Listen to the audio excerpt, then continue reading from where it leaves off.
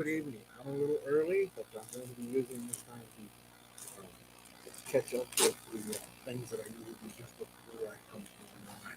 Since it takes like 10 minutes. Making sure I have room to drink, a little bit of water to drink. Oh, there you go.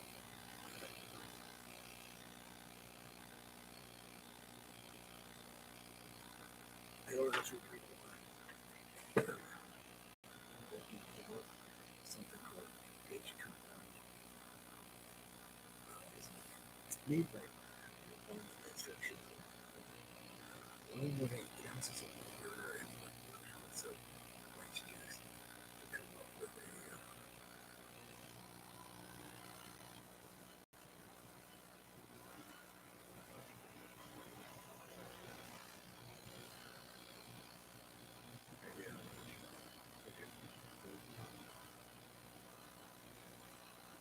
we're continuing with the reading of the how I can business to green real estate based on the how I turn it online. I did find a PDF version for third edition. I turned it over available online. But this should be out of print and also also myself. So I'm not sure. You go download it. That's something you have to figure yourself. Used copies are very affordable. It's most of the main so having copy is something you may want to actually add into your library system. Okay, so I'm not left off at the end of chapter 2, so I'm going to continue chapter 2. Chapter 3.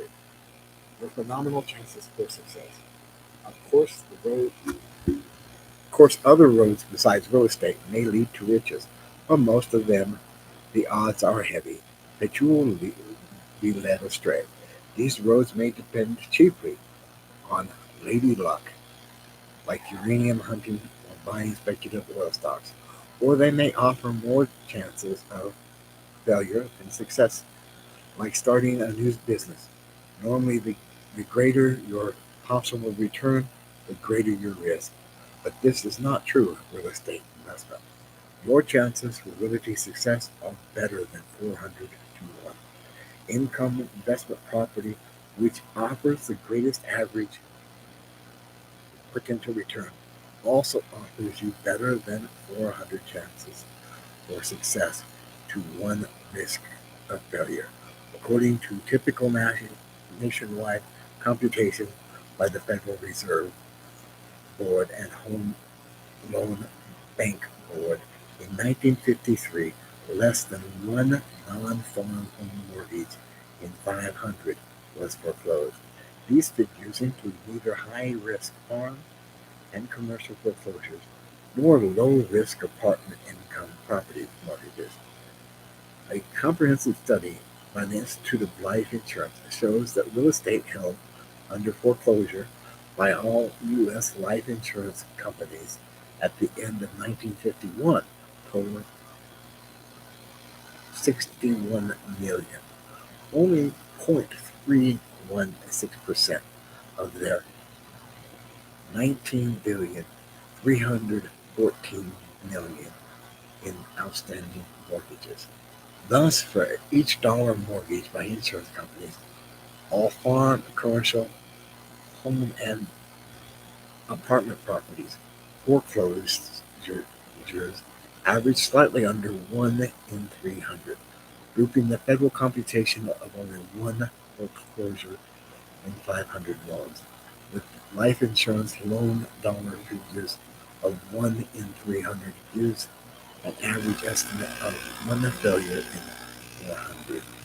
The foregoing figures included mortgage homes which provide no self-sustaining income and are more apt to be defaulted in case of death, job loss, or relocation of the breadwinner. They also include farm and commercial properties, which are more dependent on personal capabilities of their owners. When these When you possess apartment rental properties that pays for itself, your odds are considerably enhanced over the average odds of other properties. You can therefore self-gauge your chances for success with our recommended income property as better than 4 to 1. Your chances are better than 1,600 to 1 compared to going into business. According to the According to a study by the Department of Commerce, 4 out of 5 businesses fail to survive 8 years. 50% go out of business within 2 years. Each year of success business operation increases the chances of ultimate survival, but the odds are thus 4 to 1 that new businesses go broke. Income could you expect in 14 years of success? 20 years from your start with $2,500. You would accumulate a personal net worth of $69,658 using the previously cited financing production factors. This would produce a 20.14% annual return of $14,000. These summaries do not take into account the crippling effect of income taxes, which stump the otherwise thriving business more than any other form of investment. They show, however, the average business profit potential once the risks are surmounted.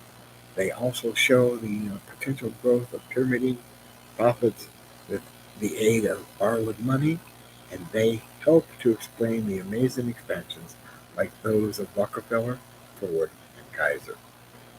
Mushrooming expansion is inherited in any substantial business success, the same as the income property investment. Real estate investment has a countrywide future. Now that we have an opportunity of briefly scrutinize business opportunities, it might be well to look abroad, take a broad look at future real estate investment. What is the overall picture of real estate income property? Are opportunities limited to a small area, or are future opportunities countrywide? Rental income property demand is expected to rise continually, with mushrooming metropolitan populations throughout the United States. The annual total housing has consistently increased about a million units a year since removal of World War II breaks. Even the business recessions of 1939, 1953 to 54, and 1957 to 58 failed to stop housing's substantial growth. These recessions affected rental property less than any other industry. In most cities, no measurable adverse influence on vacancy ratios. In fact, when when FHA financing on individual homes were curtailed, lenders poured in an even higher percentage of funds into apartments.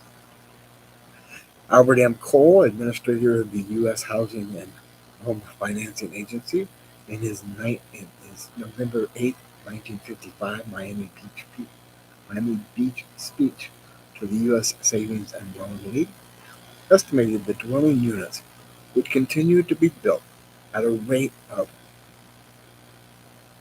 1,200,000 per year, or a little higher. Robert L. Rand of Federal Home Loan Bank Board states that there will be more than 10 million new American households between 1968 and 1975, creating a huge demand for apartments. W. M. Kiplinger, in his Boom and Inflation Ahead previously cited, predicts under the heading The Housing Boom, the biggest ever, an average of 1.5 million housing units per year in the 1960s, 2 million in the 1970s, and 2.5 million in the 1980s. What are the prospects of being for the more lucrative field of improving existing dwellings?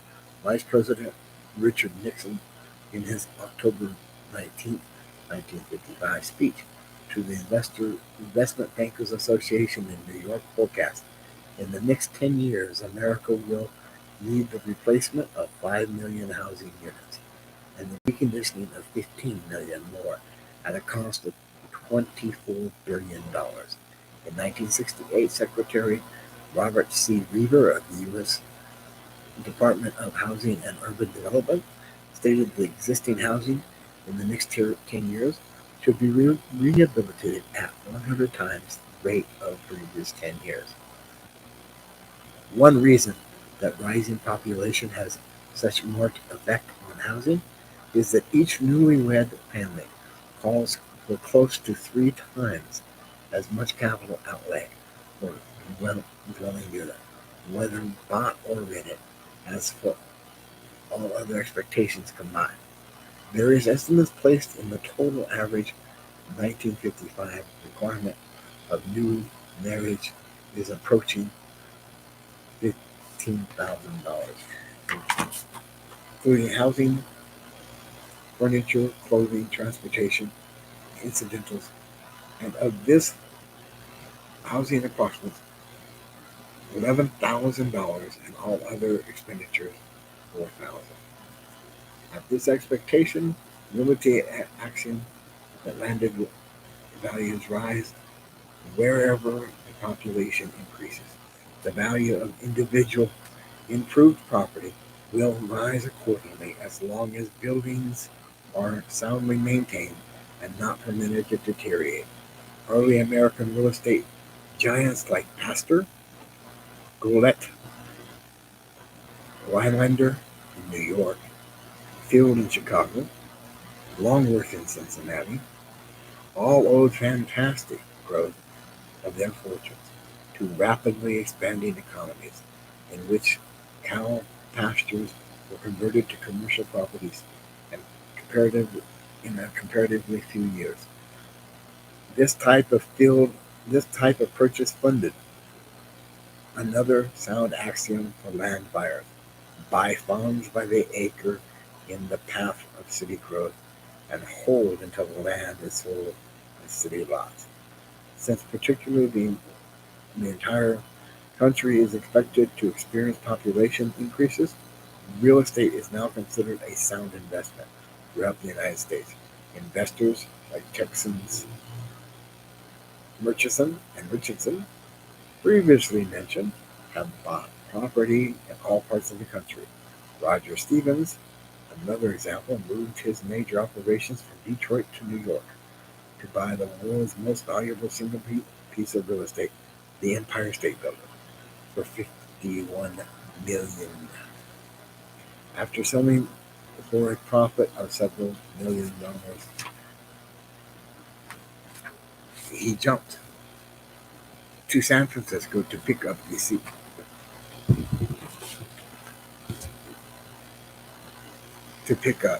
with Seattle Associates, a group of properties valued at $17,500,000,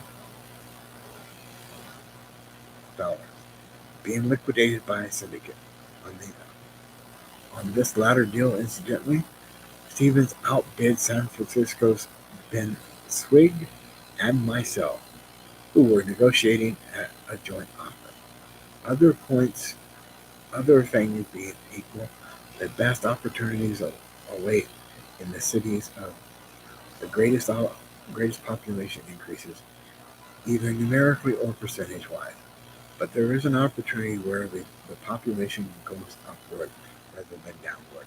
As an example of continuing expansion trends, interesting forecasts of population growth between 1958 and 1970 are shown on the following regional map. taken from geopolitical boom and inflation ahead, previously cited. On a table of U.S. Census Bureau forecasts population growth from 1967 to 1985 as follows, indicating increases in every state except West Virginia.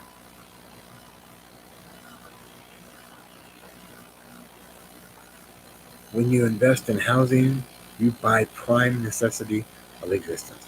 The Department of Commerce estimates the 1968 housing value at approximately $700 billion. This surpasses by far the next highest of any industry and exceeds the $600 billion total of all 1,200 corporations listed on the New York Stock Exchange.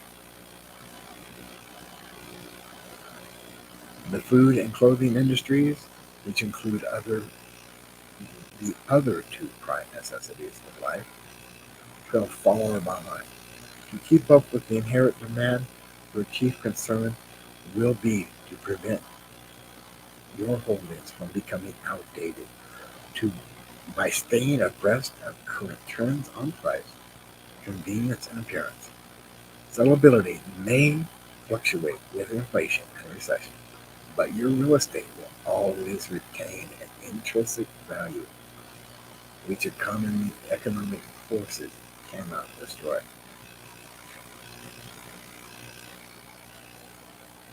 Security of possessions prevent rich possessions. Riches are possible. Riches are impossible for those who are hopelessly obsessed with security. I have mentioned cases of several present-day successes, including my own comparatively modest achievement in becoming a millionaire. In spite of this, a sincere friend who is an outstanding executive in the life insurance field advises, according to all research information my company sends me, as it is absolutely impossible to build a substantial estate.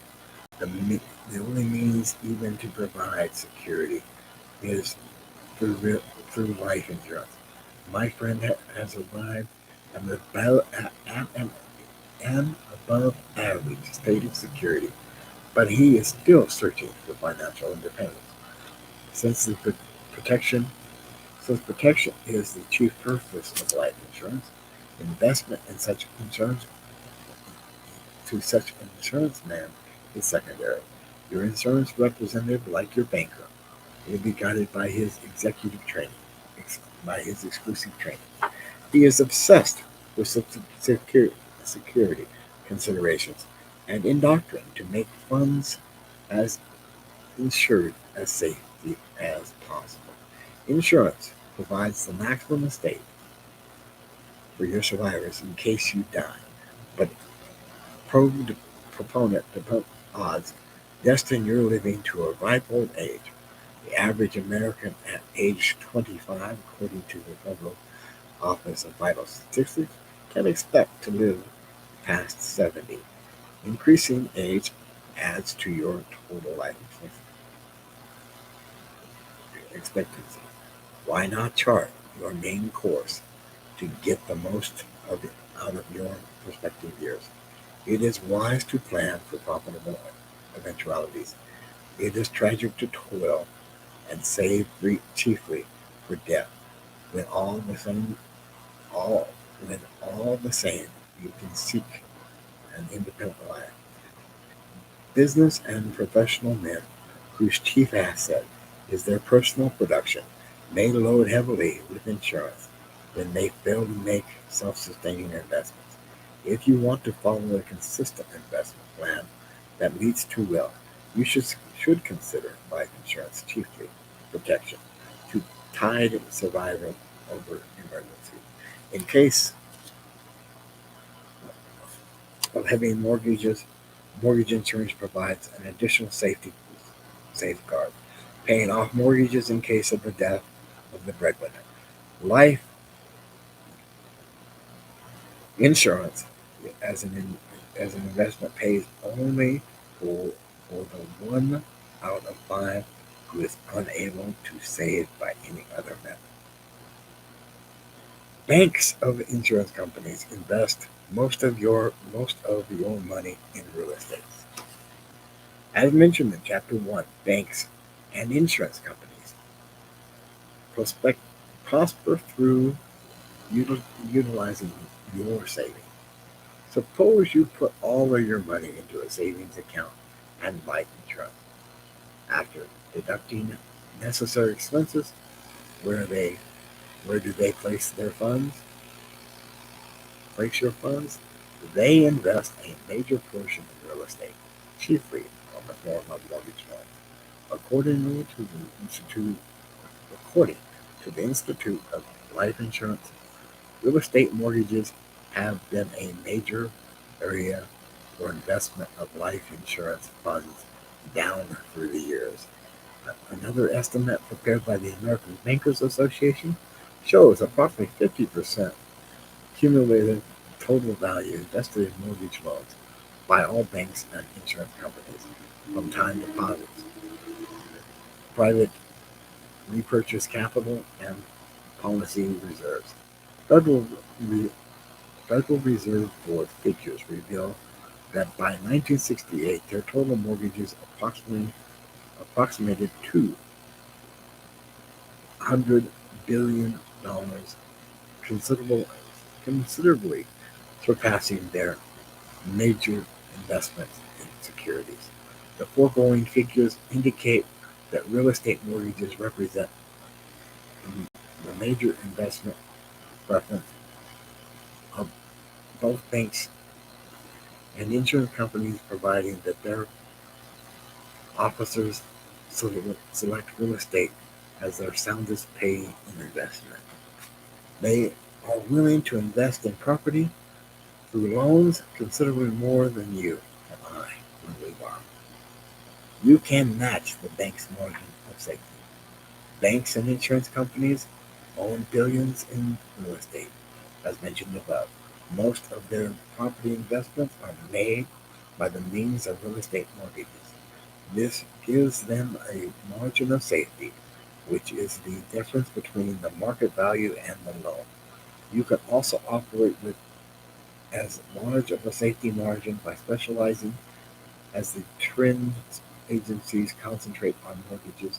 You can concentrate on properties that will respond at nominal cost to improvements, which will greatly enhance the value. This is the field that makes most real estate fortunes. After such improvements, you can frequently secure, as I have, a new loan for an amount equal to or greater than your total outlay for the original purchase plus improvements. This gives you a safety margin between the total cost and market value as great as usual margin between loan and market value. Although the general economy may fluctuate, this cushion makes your investment as safe as the bankers or the insurance companies. Your success is enhanced when you control your investment. Your success with income property is enhanced because you can retain control of it. In contrast to those who obtain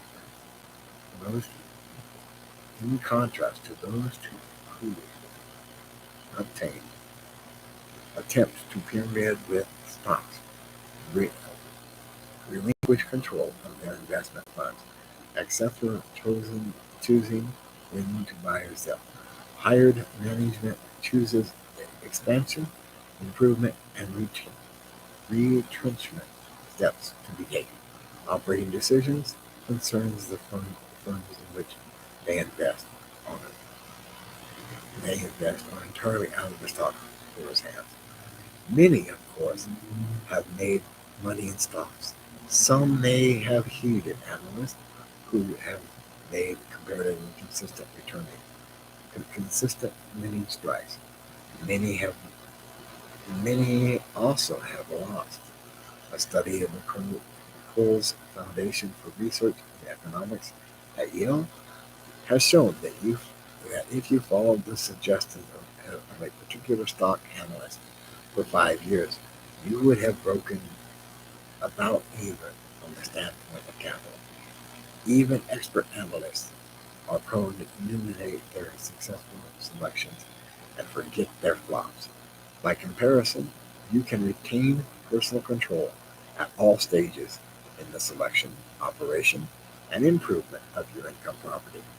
The scientific and most successful farmer chooses for his greatest benefit the seeding, and cultivation practices which will produce maximum harvest. So at all times you can select to consummate the property improvements which inherently will produce for you the most bountiful profit. The sustained growth of metropolitan areas throughout the United States, pharmacists continually increases demand for rental housing. This offers you an ever-expanding choice of real estate investment opportunities, which will make you a millionaire. Okay, that is the end of chapter 3, the end of part 1. And I'm almost 30 minutes into this. Part 2 starts chapter 4. Chapter 4 really starts in the longer. There's no way I'm going to be able to finish that in a half hour.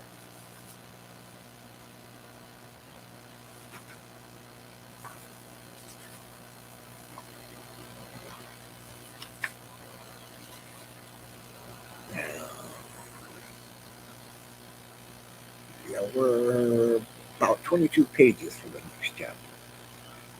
So, it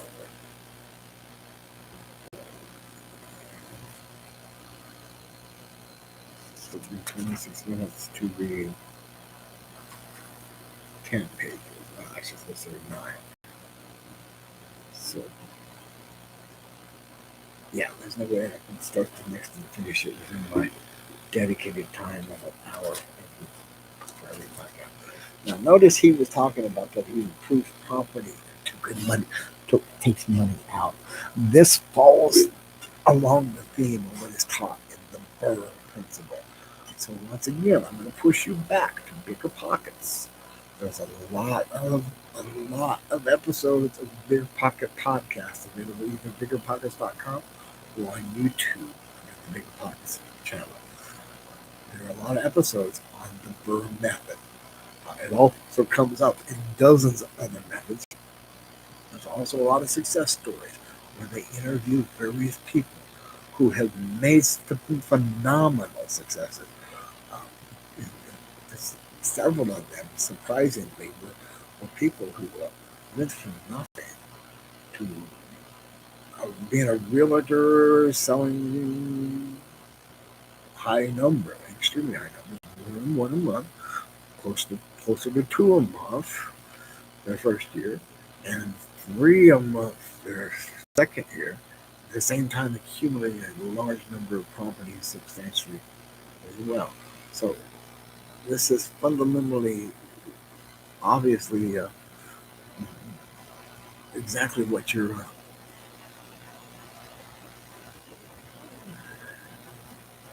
So with that in mind, I'm going to highly reference to do that. I have bought some other courses, some other material, um, an even older book. In addition to some stuff from A.B. Kessler, I think I can locate them and be able to get that material there in the moment. Those are also going to be outside the copyright, out of print, and a little more difficult. Technically, they actually come up on Amazon and eBay at a substantially higher price than other books of their era that were out of print. So they're not as easily obtainable. So doing them in my future readings uh, to share with the world as I progress through my student, as I go from student to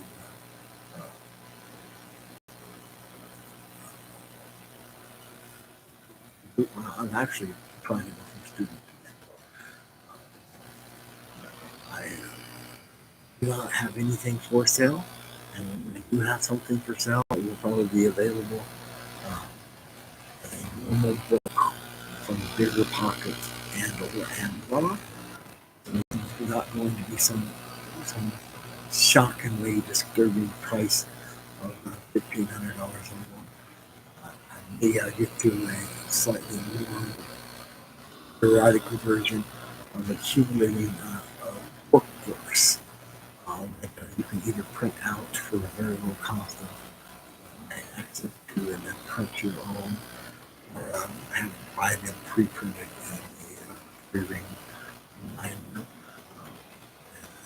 Cost me very low unfortunately, probably yeah, uh, hopefully I can include some additional things like the CD. That's going to be very cost effective. You have there.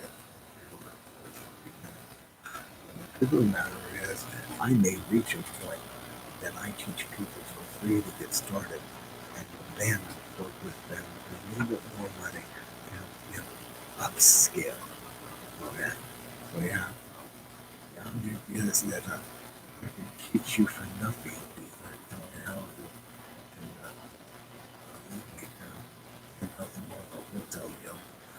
One hotel bill very easily covering the cost of most of those other thoughts that I have. So very consistently come online. Once again, that's it for the evening. You have a very good evening. Good night.